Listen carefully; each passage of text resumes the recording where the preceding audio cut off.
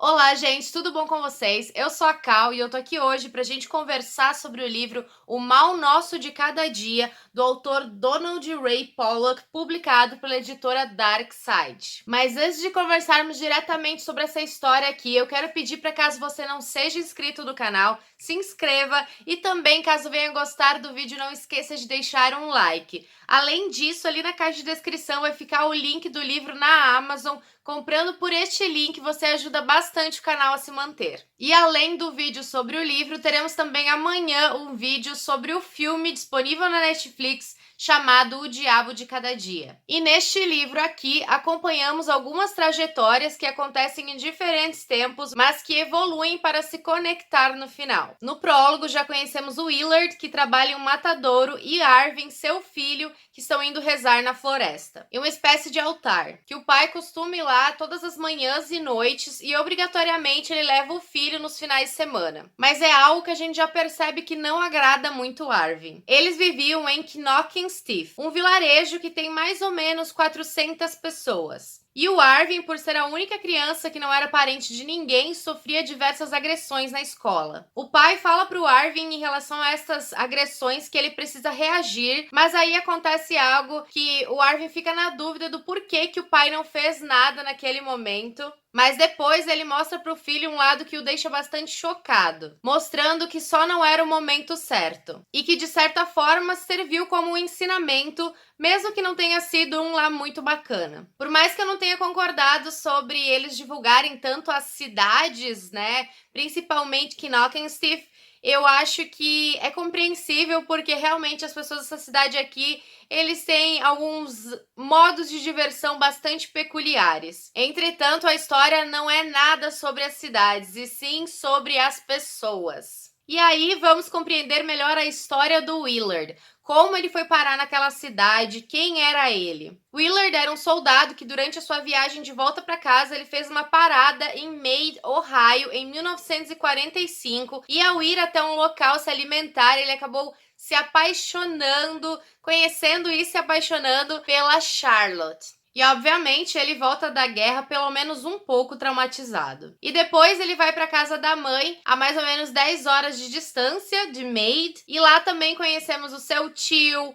a Ellen, Roy e Theodore. O Roy, ele é um personagem que se interessa pela Ellen, e o Theodore é o, bem dizer, único personagem assumido gay na história. Pelo menos ele é assumido para o leitor, não necessariamente para os outros. Apesar que ele não tenta lá muito esconder também essa questão, o que particularmente eu acho bem interessante, ainda mais pra época, né? É tipo, eu não falo muito sobre isso, mas é isso. E não tá errado. Apesar do personagem Theodore ser alguém bastante desprezível, ainda assim ele traz algumas questões interessantes, alguns diálogos interessantes sobre a questão da homossexualidade ser vista como algo abominável na época. Roy já é o rei dos delírios, e por causa de um deles, ele acaba colocando a sua filha Lenora nas mãos da Emma, da mãe do Willard, pra toda a eternidade. E aí, tanto Roy e Theodore picam a mula. Voltando para o raio, a gente tem o Henry, que é o dono da casa onde o Willard mora, e a mulher dele trai obstinadamente ele, e ele acaba se tornando uma peça fundamental, ou, enfim, todas as peças nesse caso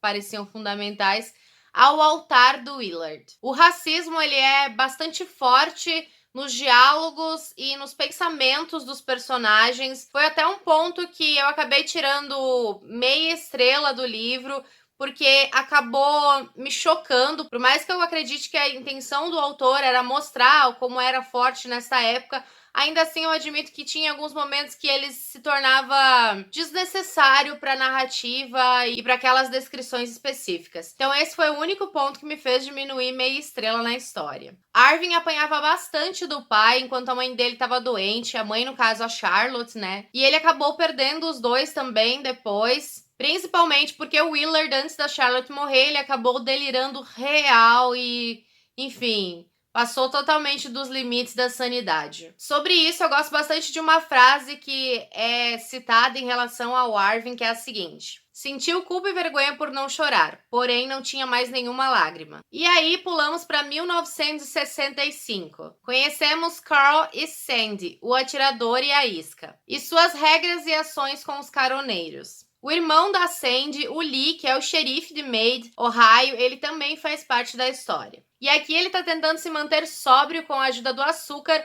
mas não perdeu seu apreço pelo suborno e pela corrupção. Enquanto isso, o Arvin já está morando com a avó e sua irmã de criação, Lenora. Ele já não é tão propenso às questões mais fervorosas da religiosidade, muito menos alucinações. Em contrapartida, a Lenora é aquela mulher que muitas pessoas chamam de beata, que realmente é bastante fervorosa, tratando-se de religião, e não perde a missa nunca, nenhum domingo. É sagrado para ela. Arvin se tornou um menino bastante violento, mas se a gente considerar por outro lado, a agressividade dele é muito mais relacionada com injustiças ou coisas que ele não considera certo. O que em certa parte também pode ser perigoso, porque talvez seja uma questão muito particular de opinião e moral, né? O relacionamento do Arvin e da Lenora é total amor de irmãos, o que particularmente eu gostei bastante por não terem criado um romance entre esses dois. Eu falei sobre alguns diálogos do Theodore, né, em relação à homossexualidade, e eu gostaria de citar aqui o trecho que é falado sobre isso. Óbvio que eu não vou falar muito para não trazer nenhum perigo de spoilers, mas são duas frases bem relevantes e que nos fazem pensar no contexto em que elas são ditas. Ora, então acha mesmo que o senhor me considera pior que você? E o outro responde: não, acho que não. Parece que não diz nada aqui pra vocês, mas quando vocês lerem essa parte e entenderem o contexto, vão sacar o que eu estou querendo dizer e qual é a importância destas duas frases. Ah, e pra não esquecer de dizer que o Roy, ele tem um jeito bastante peculiar de pregar a palavra do Senhor. É interessante pra mim que, diferente do filme, aqui no livro o Arvin, ele tem amigos, por mais que sejam apenas citados na história, tem até uma crushzinha, e já no filme eu acho que o único amigo dele é a Lenora e o tio dele, porque, juro, totalmente Forever Alone. E aí conhecemos um novo pastor, ou melhor, o pior personagem deste livro. E olha que é um páreo duro, porque o que tem de personagem extremamente desagradável, mas este aqui conseguiu me deixar possessa. Mas uma coisa interessante que me marcou de alguma maneira na história é que os serial killers aqui, eles têm um toque artístico à sua maneira. Um toque de arte. E o relacionamento do Carl com a Sandy é abusivo num nível estratosférico. Apesar que quase num contexto geral, é muito triste ver algumas mulheres aqui na história sendo vistas apenas como um objeto, a um aparelho que serve apenas para fazer as atividades domésticas e que o homem deseja, dá prazer a ele, não ter nenhuma vontade própria e muito menos opinião. É importante deixar bem claro que O Mal Nosso de Cada Dia é um livro bastante denso, com temas que podem ser sim gatilho para muita gente, mas também um livro que fala sobre os caminhos e os excessos da religião, profissões destinadas para auxiliar o povo, mas que são usadas para benefício próprio, obsessões, delírios, o que te faz bom ou mal, e quais atitudes e em quais contextos elas podem ser consideradas ruins. Particularmente, eu não gostei da tradução do título para o filme da Netflix, né? Lá na Netflix temos O Diabo de Cada Dia. Faz sentido porque é uma tradução literal, mas eu acho que O Mal Nosso de Cada Dia faz muito mais sentido, mesmo que não seja uma tradução literal. Ainda assim, muito melhor, muito mais bem colocado. O diabo em si, né, essa ação do diabo, ela até é citada durante o livro, mas eu acho que o mal cabe muito mais do que o diabo neste caso. Gente, só tô falando o nome aqui, tá? Tem nada... Ou é pra baixo que eu olho? Tem nada a ver, tá bom? Obrigada. Eu acho legal que o mal, ele não vincula isso a nenhum inferno mitológico, até porque o inferno é aqui, né? E os diabos somos nós. E também, assim, não joga a culpa no diabo pelo nosso livre-arbítrio, ou melhor, pelo livre-arbítrio desses personagens aqui principalmente. Mas me fala nos comentários se você já leu o Mal Nosso de Cada Dia, o que você achou do livro, e se não leu, tem vontade de ler, se já viu o filme, enfim. E lembrando que amanhã teremos o vídeo sobre o filme. E caso queira comprar o livro, por favorzinho, utilize o link do canal na Amazon que tá ali na descrição. Muito obrigada por você ter assistido ao vídeo. Eu vejo você no próximo. Um grande beijo. Tchau, tchau!